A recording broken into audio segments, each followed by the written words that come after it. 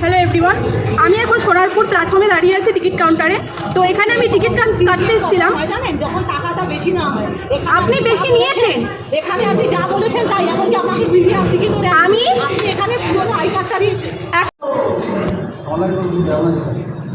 এখানে আমি আগের মাসে টিকিট কেটেছি 100 টাকা। এই মাসে আমি জিজ্ঞাসা করেছি এটা কি 100 টাকায় পড়বে দমদম পর্যন্ত। আপনি বললেন হ্যাঁ হ্যাঁ, বলার পরেও কেন এ করলেন শুনি? এখন বন্ধ করে দিচ্ছেন। কথা বলছেন না কিসের জন্য? হ্যাঁ যেতে যাবে মানে কি? আপনি ভুলভাল টিকিট কেটে দিয়ে হ্যাঁ যাবেন না? বাজে মহিলা একদম বসে আছেন, সিগারেট করছেন বসে বসে। কে আপনাদের চাকরি দেয় কে জানে? ভুলভাল কানে শোনেন, কানে শুনতে পান না, কানে মেশিন লাগান।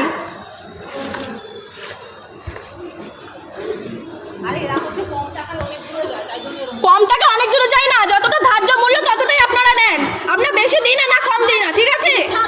যতটা মূল্য ধার্য হয় ততটাই দেওয়া হয় আপনাদের। আমরা বেশি দিই না কম দিই না, ঠিক আছে? আপনি কি দেবেন? আমি দমদম যাবো কি বিধাননগর যাবো সেটা আমার ব্যাপার, সেটা আমার ব্যাপার। আমি কোথায় যাবো, দমদম যাবো না বিধাননগর যাবো? আপনার টিকিট কেটে দেওয়ার দরকার কি? কেটে দেবেন। আপনি এত কথা কিসের জন্য বলবেন বলুন? বসে বসে আপনি উল্টোপাল্টা কথা বলছেন। চাকরি করবে বড় বড় কথা বলবে না।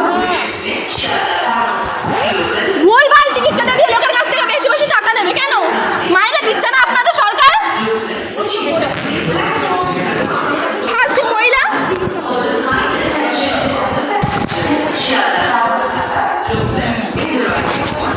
আমি এখন সোনারপুর 1 নম্বর স্টেশনে দাঁড়িয়ে আছি।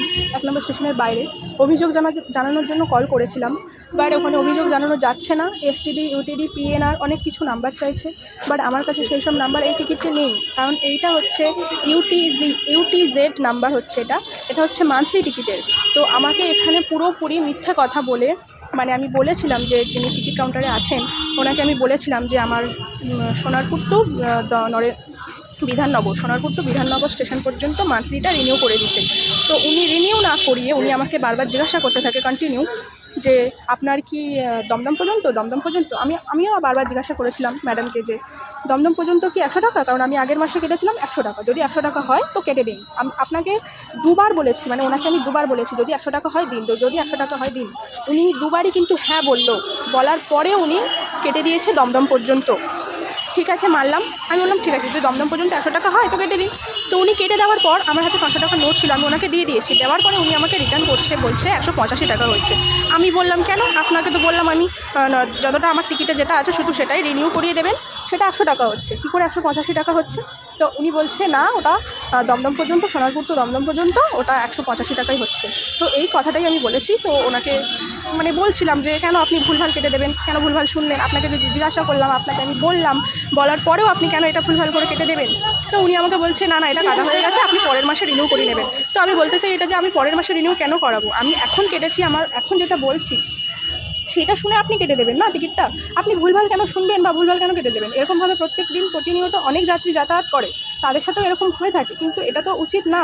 আর কাস্টমার কেয়ারের নাম্বার মানে ফোন করে যে আমি অভিযোগ জানাবো, সেখানেও অনেক রকম এই চাপুন মানে একটার পর একটা অভিযোগ যে জানানোর কাস্টমার কেয়ারের সাথে যে কথা বলার যে নাম্বারটা, ওটা কিন্তু ওরা দেয় না।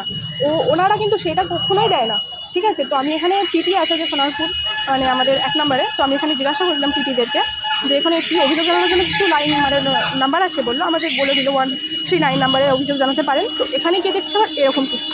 তো মানে এখানে কি হচ্ছে, ওদের মাসে বা প্রত্যেক দিনে একটা টার্গেট থাকে। তো নিজেদের টার্গেট পূরণ করার জন্য সাধারণ মানুষকে ভুলভাল টিকিট কেটে দেবেন, বেশি করে টাকা নেবেন। সাধারণ মানুষ আমার কাছে নয় ছিল বলে, আর যাদের কাছে থাকবে না কী করবে? এরকম ভুলভাল নিজেদের টার্গেট পূরণ করার জন্য এরকম করছে। এটা কি করা উচিত? আপনারাই বলুন। আমি আপনাদের কাছে ছেড়ে দিলাম, আমি সচরাচর এরকম ভিডিও করি না। আজকে আমার সত্যি বলতে মানে কারোর সাথে এরকম ঝামেলাও করি না, মানে আমি ওপেন ক্যামেরা আমি সবার সাথে এরকমভাবে চেঁচিয়ে কথা বলেছি হয়তো আমারও কিছুটা ভুল যে চিল্লিয়ে মানে চেঁচিয়ে কথা বলা হয়ে গেছে।